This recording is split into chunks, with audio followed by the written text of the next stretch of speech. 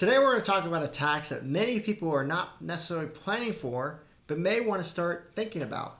And this tax is called the estate tax. This is a tax that can be on top of your wealth that could be up to 40% or more on your wealth in addition to any federal taxes on top of that. And so we really want to make sure that we're not seeing nearly half of our wealth go to Uncle Sam if our goal is to transfer wealth to our loved ones and when we pass away. So that's what we're going to talk about on today's episode of Joe Knows Retirement.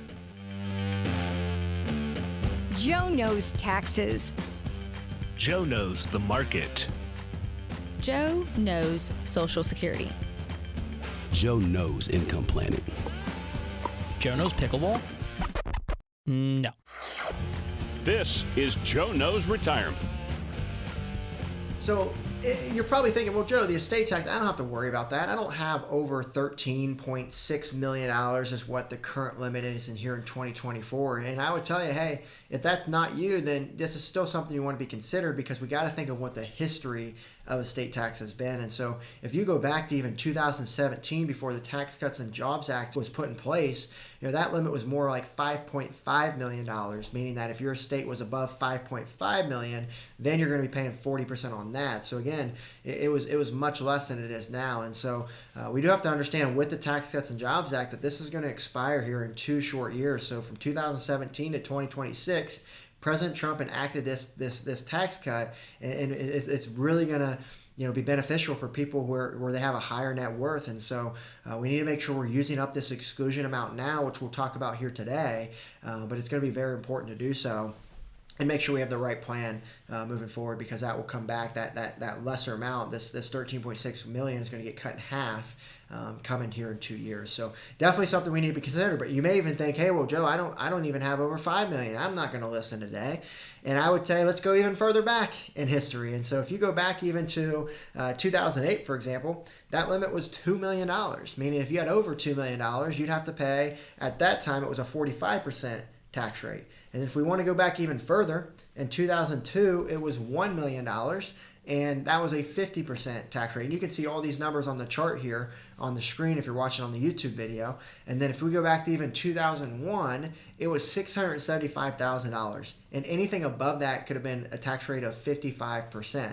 And so you can see where this can really add up, where even if you've been that Midwestern millionaire, where we call them, where, hey, you've been a diligent saver, you haven't made $1 million a year, but you've been very frugal and you've been diligent saver, and you ended up with a net worth of $1 million or more at this point, well then, you're going to end up paying some estate taxes potentially if this limit goes back down. So obviously the tax code's written in pencil. We have no idea what this will look like, right? I wrote a book called I Hate Taxes, where we go into a lot of these conversations of, we don't know what the tax code's going to do, but we do know we are $34 trillion in debt. We do know that we have a lot of obligations with Social Security and Medicare to pay. And we do know that we like to spend money as a country. And so if that's the case, what do you think is going to happen to tax rates moving forward? And as most experts suggest, hey, they're going to go up, is what most people suggest, especially for those who have more wealth. And typically what we're seeing in people in this situation is most of their money's in IRAs. And so if it's mostly in IRAs, what happens when you take out money from there? You're paying federal taxes. And so in this instance, you could also pay estate taxes and federal taxes on top of this. So obviously something that's going to be extremely severe. So we are saying right now, anyone with $1 million or more really needs to start thinking about this, but more so really anyone that's going to expect to leave money behind to their kids, who's not going to expect to spend all their money. And if so, that's when these types of planning strategies that we're going to talk about today could really start to be helpful, not only to avoid estate tax, but also just to make sure we're being most tax efficient in general, but also planning for other things that may come up as well. So let's just kind of run an example so we kind of know how severe this is. I think the chart I showed up there and showing how severe this tax rate is and the limit is helpful, but when we do this exercise with clients, it really helps them understand of, oh wow, this is definitely something to plan for. So let's just say, for example's sake, I mean, we can run this however we'd like, but let's just say the estate tax exclusion goes down to $3 million. And this is actually something that the Biden administration has talked about. Is if you look back in past talks that they've been trying to put in place, is they want that estate tax to go down to about $3 million. And that's going to impact a lot of people, right? And so let's just say it goes down to $3 million. And let's say that your net worth is $5 million. Well, in that case, you are $2 million above the estate tax. And let's just say the estate tax stays what it is now, is about 40%. Well, you're going to see $800,000, almost half of that $2 million, go to Uncle Sam.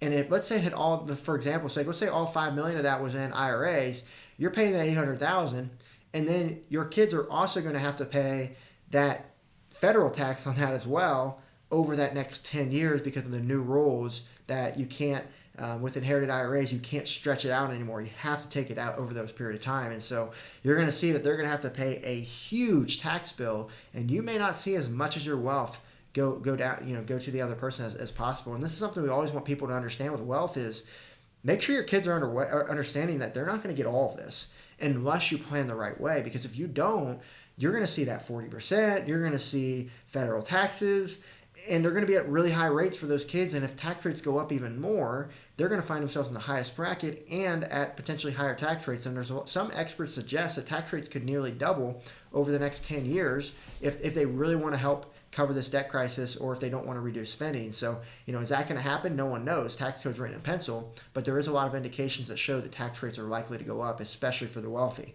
Obviously, they've talked about if you have wealth, you're probably going to be taxed more. And I want to talk about what I mean by wealthy. I don't mean just someone with $100 million. I mean someone with $1 million or more is considered wealthy. If you have $1 million or more, you're considered the top 10% in the entire country. If you have $2 million or more, you're considered in the top 5% in the entire country. And so understand that they're targeting you, especially when all your money is yet to be taxed if it's all in tax deferred for the most part. And a lot of our clients have money in non-qualified accounts, which, when you put in money, you have to pay tax on the gain. And what we've seen with a lot of people is they've got a lot of gain in these accounts, which they haven't paid taxes on yet. The current rules state that they get a stepped up basis if they leave it to their kids. And if you talked about, we just talked about what the Biden administration has talked about changing is they've talked about getting rid of that step up, and they've tried that before. And so that could be something that gets done. And if so, that's going to make tax planning even more advantageous because now you're going to have your kids responsible for a huge tax burden that you're going to just continue to kick the can down the road is something that we have to be aware of. So again, not only is estate taxes important, federal taxes, but also capital gains, and all these things play together. For example, with that large account, you may be subject, if it's taxable, to estate taxes if we don't put that into an irrevocable or an irrevocable trust, which we'll talk about some of these strategies. And so, maybe we look to do that versus just keeping it how it is.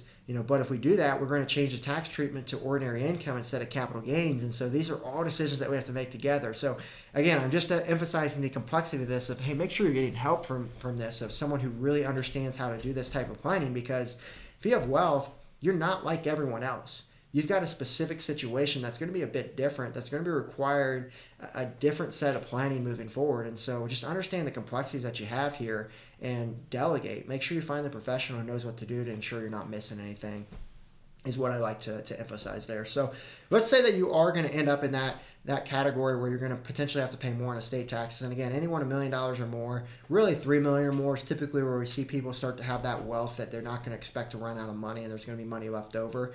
This is when we're going to start to look at some of these types of strategies that can really start to be useful for you. So one of them is simply using life insurance. So when you talk about people with this type of wealth, life insurance can come in and be very useful. And the reasons why it can be useful is to ensure that you are passing that wealth tax-free. So let's start, for example, you've got all this taxable type money. Well, maybe we can start to shuffle that into a life insurance policy where now all that growth on that, anything moving forward from there until you pass, that's going to be tax-free.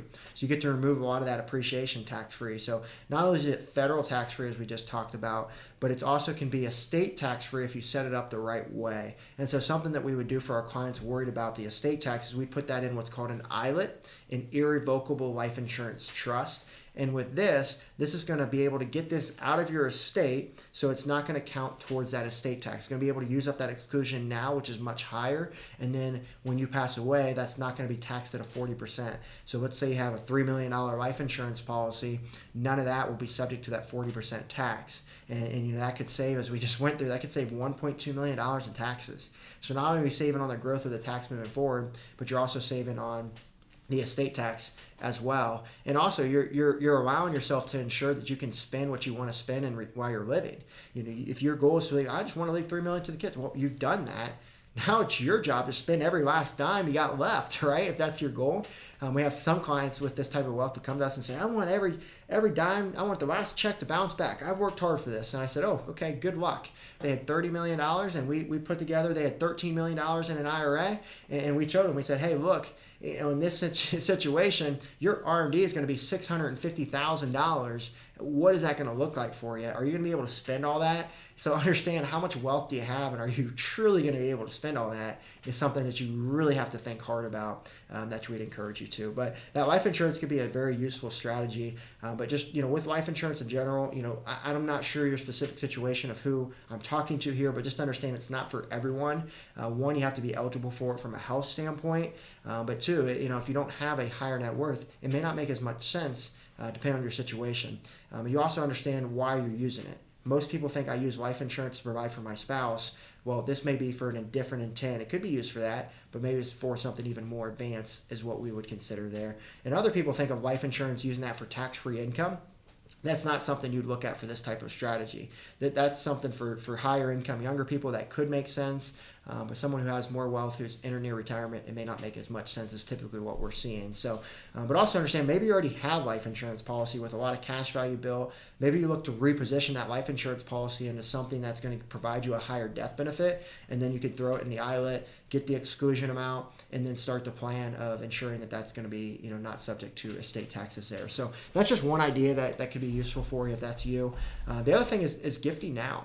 So as we know, we have gifting limits now that we can start to give certain amounts to kids every single year moving forward. And so that's a way that we can do it without using any of that gifting exclusion amount that we've been talking about, and start to get that over to the kids without having to worry about any estate tax or gift tax in the future. So maybe that's something you start to do now, give while you're living, so you see where it's going as well. Not only financially does it make sense, but now you get to see the hard work that you've made, and also at this point, your children, whoever you may give to, they may be able to better use that money now than they could down the road. So many useful ways of doing that to consider there. But the other thing is, maybe we look to gift more to charities, whether that's now or maybe that's in the future. Maybe you're already gifting to charities. Maybe you consider, hey, I've got so much wealth here that I'm not going to use this all. I don't think our kids need all of this wealth. If that's you, then maybe you look to start finding charities or organizations that you're passionate about. And if you do that, you're going to face a lot of tax opportunities to really save some money on taxes. And there's a lot of advanced strategies that involve charitable planning. So if you are wanting to go down this route, seek out a professional who knows what they're doing here. There's charitable remainder trusts, there's donor advised funds, there's qualified charitable distributions. There's all these different types of opportunities that you can gift but also receive. You can get the tax benefits that make it even more worthwhile and provide you with less taxes and more money in your pocket, or allows you to give more to the charities with all those savings that you're garnering there. So that could be an idea. But also understand, you could leave money to a charity in your IRA, for example. If you do that, that could be a state and federal tax-free as well. And so you just want to make sure you understand what are your goals and starting to align your plan with what that is. One thing that we see people miss is that they've got all these ideas, they feel good about it, but they face what we call implementation risk. They don't get it done. And so that's something that really has to be considered, is how are you going to get this done? And that's why we recommend that you should work with a professional team to ensure you're getting the right things in place there. So that would be very helpful for you. And again, just understand that, one of the biggest things with people with this type of wealth is, what's your purpose? What are you trying to do with your wealth? Are you trying to leave it all to the kids? Are you trying to leave it all to charities? Do you want to spend it? You need to have more of a mission and purpose behind what you're doing so that your planning can follow that and make sure that you're aligning it with what your values are there. So with that being said, I hope this was a very good video. Again, this is for those with a higher net worth, and if that's you, make sure you're getting this type of help. And go ahead and subscribe to our channel here if you like this type of content. Most of our content is delivered on talking about some of these tax and estate issues that we're seeing some of our clients face, to ensure that people know what to do to make sure they have the right plan. So with that being said, we'll be seeing you on the next episode here of Joe Knows Retirement, and enjoy the rest of your day. Since we do not know your specific situation, none of this information can serve as tax, legal, insurance, or financial advice, and may be outdated or inaccurate. The information comes from sources believed to be reliable but cannot be guaranteed. This content is prepared for educational purposes only. If If you need advice, please contact a qualified CPA, attorney, insurance agent, financial advisor, or the appropriate professional for the subject you would like help with. Peak Retirement Planning, Inc. is an Ohio-based registered investment advisor and able to offer advisory services in Ohio and in other states where registered or exempt from registration.